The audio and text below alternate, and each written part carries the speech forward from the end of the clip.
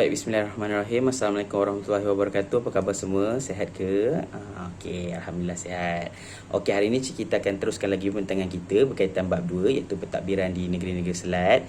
Okey, tapi hari ini kita akan ke negeri yang baru. Okey, sebelum cikgu teruskan perbincangan, cikgu nak tanya semua dulu. Apa yang kita dah belajar pada minggu lepas? Ada yang ingat lagi? Okey, berani ingat lagi ya? Okey, apa? Oh ya, betul. Sebelum ni kita ada belajar tentang Pulau Pinang dan juga Singapura, bagaimana British meluaskan empire mereka di Pulau Pinang dan Singapura melalui strategi-strategi tipu helah dan manipulasi. Okey, nampak ada yang ingat lagi, bagus. So hari ini kita akan teruskan lagi perbincangan dengan peluasan kuasa British di Melaka pula. Di Melaka. Jadi sebelum tu cikgu ada sediakan gambar kat sini. Cikgu nak tanya semua dulu, apa gambar-gambar ni? Okey, gambar yang mula-mula ni gambar apa? Okey, betul, gambar bendera British. Gambar yang kedua ni pula gambar apa? Ya, betul, gambar bendera Belanda. Pandai semua. Okey, yang ni. Yang ni cikgu dah pernah tunjuk sebelum-sebelum ni. Ni gambar apa? Yes, betul, gambar bendera negeri-negeri Selat. Okey, tapi yang ni, yang bawah ni, ni bukan bendera. Tapi ni gambar ilustrasi. Gambar apa ni? Ada yang tahu? Okey, tak apa. Ini adalah ilustrasi gambar peperangan yang berlaku ketika Perang Napoleon. Kenapa cikgu letakkan kat sini? Sebab adanya kaitan antara semua gambar ini. Okey, Perang Napoleon pernah berlaku suatu ketika dahulu di Eropah yang melibatkan negara-negara seperti British, Perancis dan juga Belanda. Disebabkan tu cikgu letak gambar tu kat situ sebab dia ada kaitannya. Okey, kenapa ada British dan Belanda dalam slide ni? Sebab mereka berdua adalah negara yang memegang tampuk kekuasaan untuk Melaka pada ketika itu. Okey, mula-mula Melaka dikuasai oleh Belanda, akan tetapi disebabkan British yang mahu dapatkan hak kekuasaan terhadap pelabuhan-pelabuhan penting khususnya di Tanah Melayu, jadi mereka mula mengatur langkah dan strategi untuk mendapatkan Melaka daripada tangan Belanda. Disebabkan itu jugalah wujudnya persefahaman di antara mereka melalui perjanjian-perjanjian yang ditandatangani untuk mendapatkan Melaka. Tapi okey, jadi semua jelas ya apa yang cikgu nak terangkan. Okey, disebabkan itu juga cikgu akan beritahu apa objektif kita pada hari ini. Okey, hari ini untuk objektif ada 3, iaitu kita mahu menyenaraikan faktor-faktor penting berkaitan Pakatan British dan juga Belanda, kemudian menyenaraikan kesan daripada pakatan tersebut, dan yang terakhir sekali menjelaskan iktibar terhadap kejatuhan negeri-negeri Selat iaitu Pulau Pinang, Singapura dan juga Melaka. Alright, bagus, semua jelas ya setakat ni. Okey, baik, mari kita teruskan. Okey, kat sini cikgu ada masukkan slide berkaitan faktor Pakatan British dan juga Belanda. Ya, cikgu cakap ni. Okey, daripada kat sini nampak ada 3 faktor yang digariskan. Okey, faktor ni semua dah nampak ada dalam buku teks. Kalau ada yang dah baca, semua dah jelas lah. Semua dah nampak gambaran awal berkaitan tu. Ada 3 je faktor, simple saja. Yang pertama sekali, menamatkan pertikaian antara British dan Belanda berkaitan Singapura. Kenapa bertikai?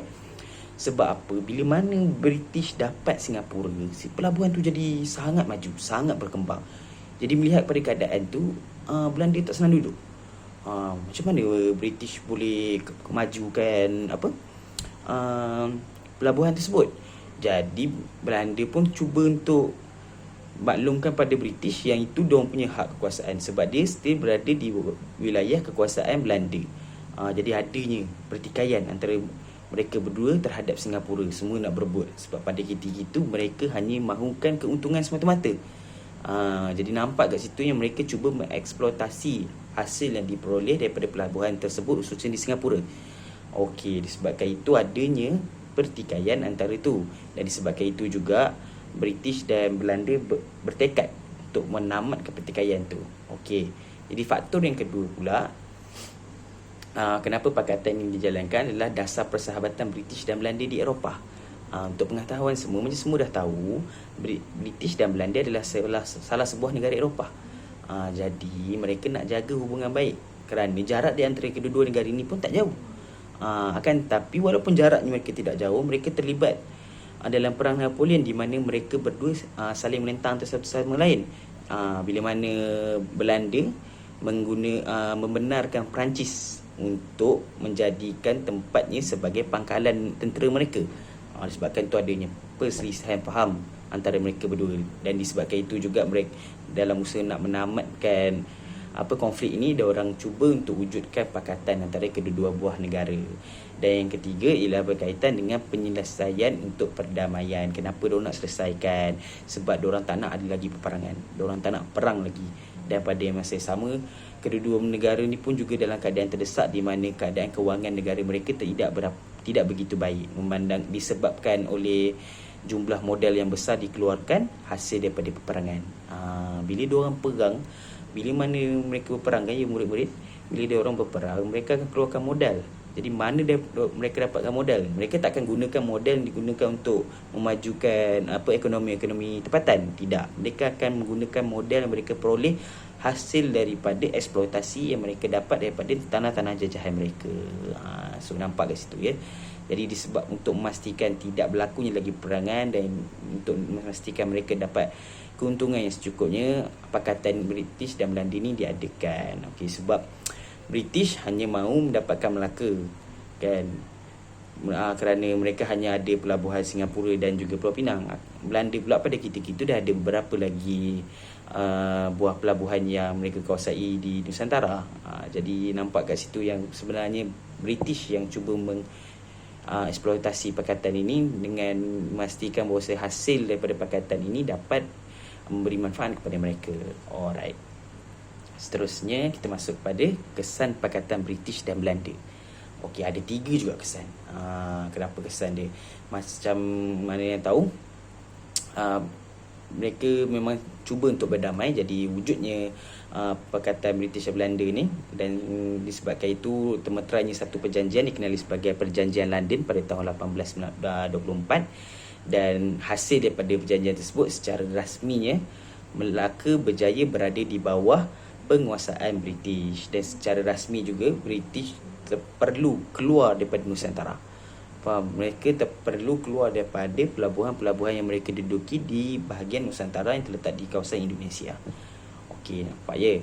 Lepas tu, kesan yang seterusnya ialah pakatan ini berjaya menamatkan hubungan tegang yang terbentuk antara satu sama lain kan. Dan yang terakhir sekali, seperti yang cikgu bagi tahu, termeterainya Perjanjian London 1824. Itu saja kesannya.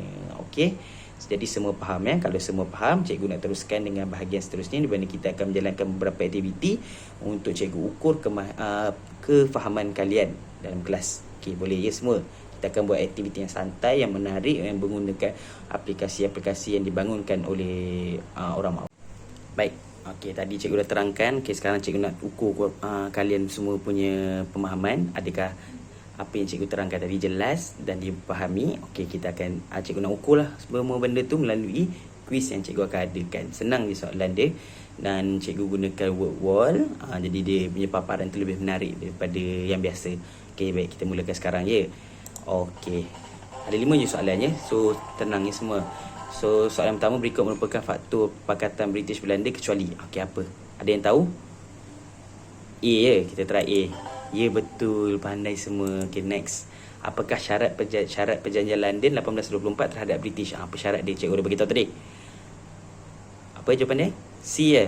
Okey, kita jawab C. Betul, pandai. Okey, seterusnya, tujuan British mencari jalan perdamaian adalah kerana kenapa? Kenapa diorang cari jalan perdamaian? Apa sebabnya? Okey, ada yang tahu? Okey, A ya. Alright, kita tekan A. Pandai. Bagus-bagus. Okey, apakah kesan Perjanjian London 1824 terhadap alam Melayu? Okey, apa kesan dia? Ada yang tahu? Okey, C. Kita tengok. Okey, betul. Pandai semua. Dan sekelas sekali, Perjanjian London diadakan pada tahun bila? 1826, 24 atau 19? Mana satu? Siapa tahu? B. Alright, pandai betul semua. Okey, alhamdulillah. Berdasarkan apa yang cikgu lihat dengan apa yang kita dapat, markah yang kita dapat, memang nampaklah yang semua dah fokus. Okey, jadi cikgu boleh teruskan dengan aktiviti yang seterusnya untuk cikgu ukur lagi. Betul ke dah faham dengan apa yang cikgu bentangkan? Alright, baik. Alright semua. Okey, selesai aktiviti yang pertama, kita akan teruskan dengan aktiviti yang kedua, iaitu isi tempat kosong. Yang ni cikgu buat sendiri gunakan aplikasi PowerPoint. Okey, kat sini untuk pengetahuan semua ada 4 soalan saja cikgu sediakan. Soalan yang pertama, 4 soalan cikgu sediakan, dan setiap soalan tu hanya ada 2 pilihan jawapan saja. Senang saja. Okey, matlamatnya juga sama. Cikgu nak ukur kepahaman semua terhadap apa yang cikgu telah bentangkan. Jadi kita boleh mulakan ya. Okey, mari kita mulakan. Okey, baik. Kita start. Okey. Pakatan British dan Belanda menyebabkan termeterainya Perjanjian London pada tahun bila? 1824 ke 19? Okey, bagus. 24. Tahniah semua. Okey, British dan Belanda mahu menjaga kepentingan masing-masing di mana? Di mana? Eropah ke alam Melayu? Alright, alam Melayu. Pandai. Okey, seterusnya Perjanjian London membolehkan British mendapatkan hak dan penguasaan sepenuhnya terhadap apa? Melaka ke Singapura? Perjanjian London. Ingat Perjanjian London Alright, Melaka. Pandai. Okey, last sekali. Selain Melaka, kesan Perjanjian London 1824 menyebabkan wilayah apa yang berada di bawah penguasaan British? Selain Melaka, apa lagi dapat British dapat? Naning.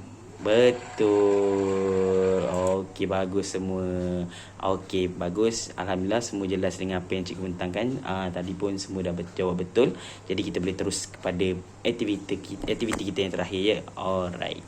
Alhamdulillah selesai aktiviti kita yang kedua tadi. Sekarang kita akan masuk aktiviti kita yang terakhir. Yang ni cikgu perlukan kerjasama daripada semua murid.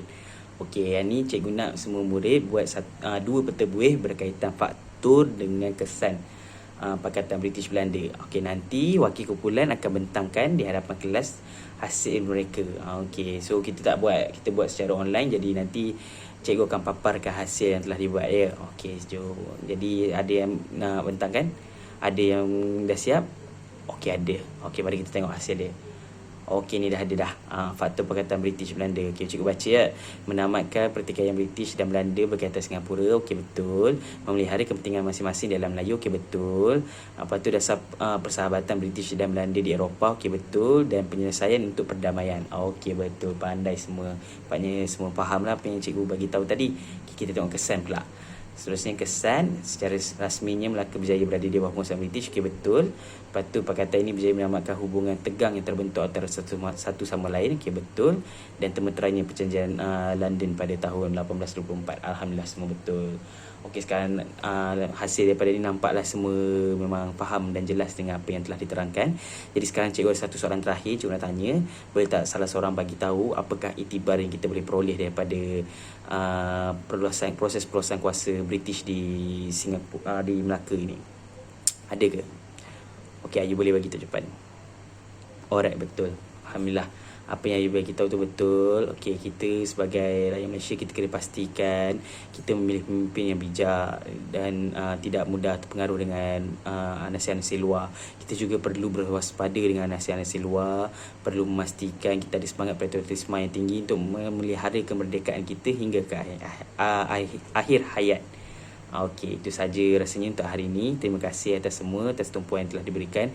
Cikgu gembira semua faham dengan apa yang telah disampaikan, dan insya-Allah ilmu yang kita dapat ni kita akan gunakan hingga akhir hayat, dan kalau boleh kita boleh sampaikan kepada mereka-mereka yang tidak lagi tahu tentang perkara ini. Okey, sekian saja daripada cikgu. Terima kasih. Bye-bye semua.